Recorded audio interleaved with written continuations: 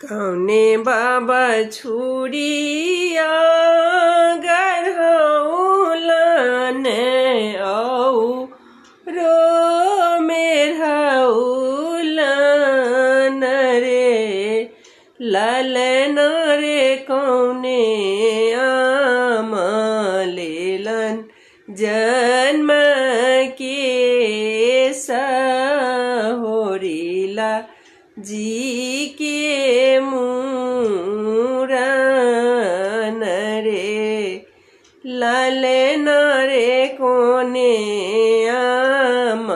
आमलेलन जन्म के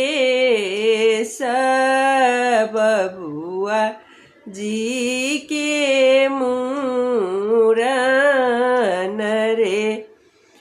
सभे बाबा छुरिया गढ़ौलन औरो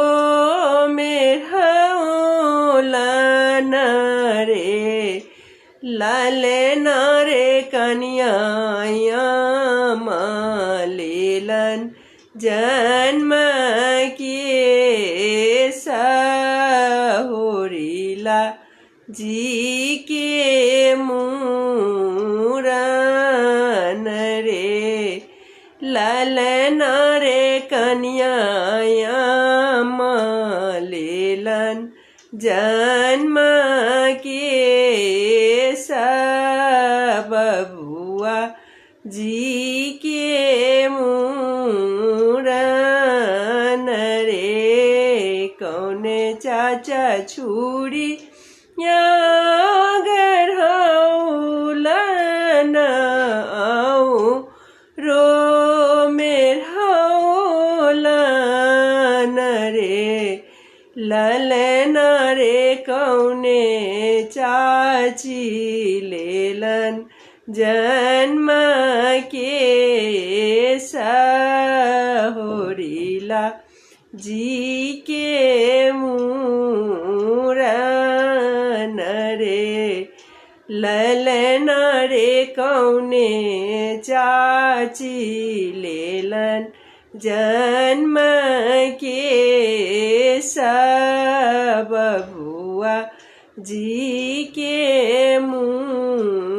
मूरन रे अपन चाचा छुरी या गढ़ौलन रो मेरहौलन रे ललन रे अपन चाची लेलन जन्म के सहोरीला जी के मूरन रे ललन रे अपन चाची